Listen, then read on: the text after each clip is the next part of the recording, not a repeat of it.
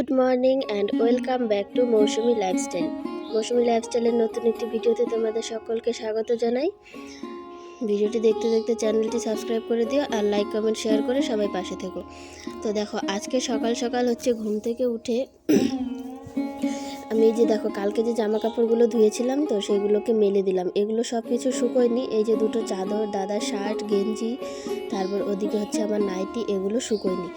আর যে এই তারটা আছে, মানে কাপড় মেলার তারটা, এটার মধ্যে এত পিঁপড়ে, আর বাড়িটা না পুরো পিঁপড়ে দিয়ে ভর্তি হয়ে গেছে। যেটা এই যে কাঠ পিঁপড়ে না কি বলে, কালো কালো ছোট ছোট, তো কামড়ে একদম ঝুলে থাকে। আর এই যে দেখো এখানটায় অনেকগুলো পড়ে গেছে, তো আমি এগুলোকে মারছি। আর রান্নাঘরের বারান্দায়, এই যে থাকার ঘরের ওয়ালে, সবখান দিয়ে এরা এই যে হাঁটাচলা করছে। আর এদের অত্যাচারে সন্ধ্যাবেলা যে জামা কাপড়গুলো বিছানায় নিয়ে রাখবো সেটারও উপায় নেই, কামড়ে শেষ করে দিবে একদম।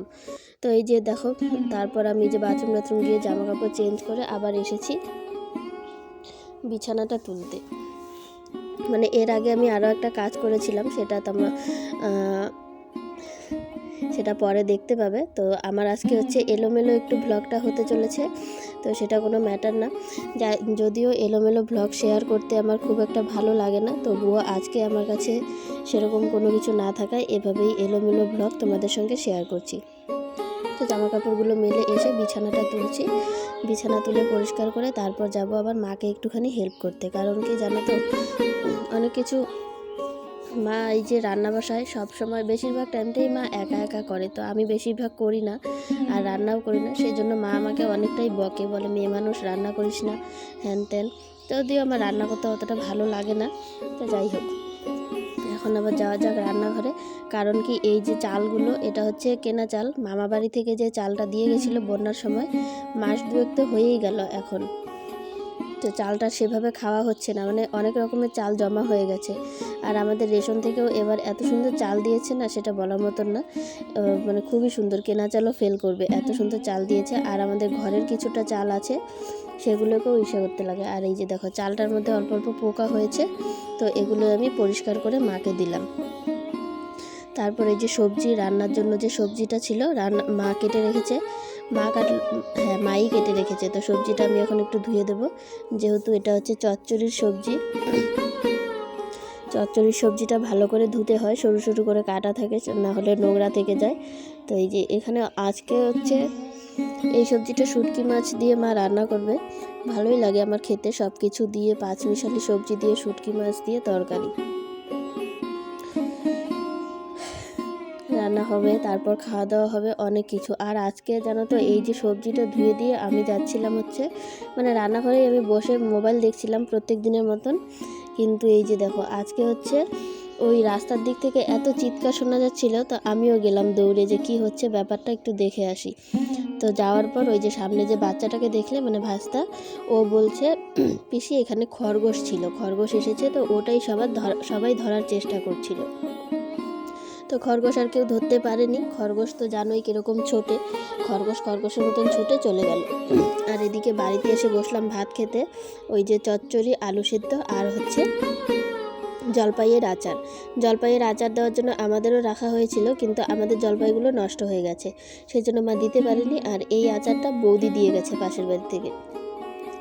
তো জলপাইয়ের আচার আর আলু, যে কোনো আচার আর আলু সেদ্ধ দিয়ে ভাত খেতে কিন্তু আমার দারুণ লাগে। কার কেমন লাগে জানি না, আমার দেখি মাও খায়, মনে হয় মারও পছন্দ হয়। তো যাই হোক, খাওয়া দাওয়া শেষ করে এ ঘরে আসলাম। এই জানালার পর্দাগুলো যে ছিল, এগুলোকে ধুয়ে দিতে হবে।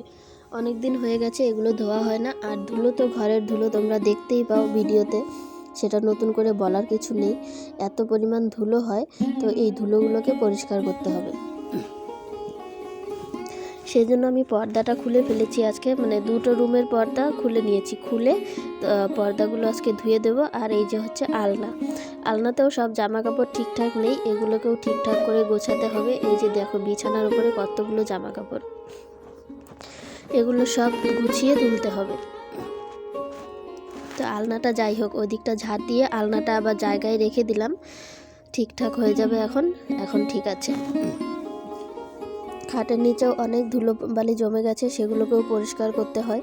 এগুলো অনেক কাজ, অনেক ঝামেলা। এই খাটটা আমি ভাবছি আরেকদিন তোষক তুলে খাটটা খুলে তারপর খাটের ভেতর থেকে যে নোংরাগুলো আছে সেগুলো পরিষ্কার করব। কিন্তু কি জানো তো, ঘরে অতিরিক্ত জিনিস হওয়ার কারণে একটা রুমে পরিমাণ মতো জায়গা না থাকার কারণে ঘরটা বেশি নোংরা হয়, যেটা পরিষ্কার করাও হয় না সব সময়, মানে করা যায় না সব সময়। এই যে খাটের নিচটা তো পরিষ্কার করাই যায় না সব সময়। তো যাই হোক, এগুলো মোটামুটি পরিষ্কার করা হয়ে গেছে আমার। আর এই হচ্ছে কিছু জামা কাপড়ও আছে, আর ওখানে যে পা মোছার যে জিনিসগুলো ওগুলো আমি আলনার নিচে রাখলাম। এখন রেখে ওই চৌকির নিচটা একটু পরিষ্কার করি। জানো তো, ওই চৌকির নিচে অনেক কিছু জিনিস আছে, মানে একটা ট্রাঙ্ক আছে যেটা রাখার মতন আলাদা জায়গা নেই। ওই ট্রাঙ্কটাতে আমাদের ঠাকুরের বাসনপত্র আছে। আর এই যে দেখো ধুলো, এখানে কয়েকটা নারকেলও আছে। একটা নারকেল এক্ষুনি বের হবে, তোমরা দেখবে ঝাড় দিতে দিতে নারকেলটা বের হবে। অনেক কটা নারকেল আছে, ওই যে দেখো নারকেলটা বের হলো। যেগুলো মানে রাখা হয়েছে পুজো বা কোনো অনুষ্ঠান হলে সেগুলো নারকেল দিয়ে নাড়ু টাড়ু বানানো হবে বা পায়েসে দেওয়া হয়, এ সমস্ত কিছু। আর পায়েস বানালে মা পায়েসে খুব একটা নারকেল দিতে স্বচ্ছন্দ বোধ করে না, কিন্তু আমি পায়েসে নারকেল দিতে খুব ভালোবাসি, তাহলে খুব ভালো লাগে পায়েস বা যে কোনো যে চষি পিঠে দিতে। তো ঝাড় তো দিচ্ছিলাম, তো দেখো তখন হচ্ছে ধান ডাঙানো মেশিন এসেছে। আর এই যে এতটুকু হচ্ছে আমাদের ধান আছে, এই যে যেতটুকু তোমরা পুঞ্জিটা দেখছো ধানের, এই যে এতটুকু ধানেই আমাদের আছে, আর এক্সট্রা আমাদের কোনো ধান নেই। আর তবুও কি জানো তো, এই অনেকে বলছে যে আমাদের অনেক ধান আছে, কিচ্ছু নষ্ট হয়নি, আমাদের কোনো ক্ষতি হয়নি। আচ্ছা তোমরাই বলো তো, গোটা 8 বিঘা জমির ধান যদি নষ্ট হয়, কোন কৃষকের মাথাটা ঠিক থাকে, কোন ফ্যামিলির মানুষের মাথাটা ঠিক থাকে যে এতগুলো ধান নষ্ট হওয়ার পর এই যে এখানে হচ্ছে 8 বিঘা না কি বলে, কতটুকু জমি আমি জানি না, যেখানে মানে গাড়িটা দাঁড়িয়ে আছে এই জমিরই ধান এটা। আর এই যে ধানগুলো দেখছো তো, এই ধানের মধ্যে কিন্তু ধান নেই বেশি, মানে কি বলে 70% হচ্ছে ধানের চোচা, যেটাকে চিটা বলে।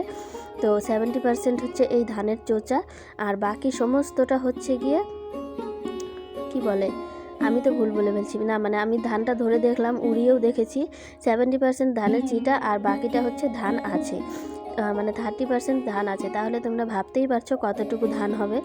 ওই 2-3 মণ মতন ধান হবে, মানে পরিষ্কার করলে পরে। তারপর বাকি যতটুকু থাকবে ওই 1-1.5 মণ করে আমাদের অর্ধেক, কাকুদের অর্ধেক, সবাই নিয়ে যাবে। তো ওখান থেকে এসে আমি ঘরটা ঝাড় দিচ্ছি। আমাদের এখানে ধান লাগানো হলে পাশে আবার আরেক জায়গায় ধান লাগানো হবে। এর মধ্যেই ঘটবে আবার বিপত্তি, মানে এত পরিমাণ যে পলি পড়েছে বন্যার পর, যে পলির জন্য মানে গাড়ি পুরো পরিমাণে ফেসে গেছে এই জমিতে। আর মাটি যে এতটা নরম রয়েছে, শুকোয়নি, সেটা আমরা ভাবতেই পারিনি, মানে ধারণারও বাইরে। যখন প্রত্যেক বছর আমাদের এই জমিতে গাড়ি নামে, এই যে এই ধান লাগানো মেশিনটা, এটা আমাদের বাড়ির আরও ওই দিকে যায়, উত্তর দিকে গিয়ে ধান ডাঙায় প্রত্যেক বছর। তো ওদিকে গিয়ে ধান ডাঙায়, তারপর বালু পাথরের গাড়ি ঢোকে আমাদের এই যে জায়গাটা দেখছো, এই জায়গা দিয়েই আমাদের বালু পাথরের গাড়ি ঢুকে এই দিকটায় বালু পাথর ফেলে, তাহলে মিস্ত্রিদের নিতে সুবিধা হয়। আর আজকে গেছে হচ্ছে গাড়িটা ফেসে, যা মানে যা তা অবস্থা। আর এই যে এখান থেকে হচ্ছে খ্যার এগুলো নিয়ে দিচ্ছে, পোয়াল, যেটাকে পোয়াল বলে, আমাদের মাতৃভাষায় আমরা খ্যার বলি, যেটা আগে থেকেই বলতাম, এখনও বলি। তো এই পোয়াল নিয়ে চাকার নিচে দিচ্ছে, তবুও কোনো লাভ হচ্ছে না, শেষমেশ এটাকে ঠেলে তুলতে হবে গাড়িটা। আর দেখো কি পর্যন্ত রোলিং করছে গাড়িটা, জায়গাটা অনেকটা পরিমাণ গর্ত হয়ে গেছে, আর এতটা নরম হয়ে রয়েছে মাটিটা, সেটা ভাবতেই পারিনি। এই যে লাস্ট পর্যন্ত এই জায়গাটা থেকে গাড়িটা ঠেলে তুলেছে। তো এখন একদম রাস্তায় উঠবে, আর একটা ধানের পুঞ্জি আছে ছোট্ট, ওটা রাস্তায় উঠে ওই যে দেখো রাস্তায় ওঠার পর ওই ধানটুকু ডাঙাবে। এখানে মানে নিচে দাঁড়িয়ে আর ধান ডাঙাবে না, কারণ গাড়ি চলতে থাকলে আবার চাকা ডেবে যাবে, ফেসে যাবে। তো ওই জায়গাটাতে আরও একটুখানি ফেসে গেছে, সেটাও ঠিক হয়ে যাবে। আর এই যে দেখো এই পাশে এসে আরেকটা জমিতে ধান ডাঙাচ্ছে, এই ধানের থেকে দেখো কি পরিমাণ ধুলোটা বের হচ্ছে। আমাদের ধান থেকেও কিন্তু এই যেটা ডাঙালো সেটা থেকে এমন করে বের হয়নি, কিন্তু এই ধানটা থেকে এই পরিমাণে ধুলোটা বের হচ্ছে, মনে হচ্ছে কোনো জায়গায় আগুন লেগে গেছে, দমকল এসেছে, মানে ওই রকম জল দিচ্ছে আর এরকম বল করে ধোঁয়া বেরোচ্ছে। তো যাই হোক, সব কাজ শেষ করে স্নান করে পুজো দিয়ে গিয়েছিলাম বাজারে, আর বাজার থেকে চলেও এসেছি। মানে যাবার সময়ও ভিডিও করতে পারিনি, আসার সময়ও কিছুই করতে পারিনি, এতটা তাড়াহুড়োয় ছিলাম। আর এই ঝুড়িতে আছে কিছু সবজি, ওই লাউ শাক আছে, আর আছে আমার প্রিয় ব্রোকলি। তো চলো বাড়িতে যাওয়া যাক। আজকের ভিডিওটা আমি এখানেই শেষ করছি। তোমরা সবাই ভালো থেকো, সুস্থ থেকো, দেখা হবে পরবর্তী ব্লগে।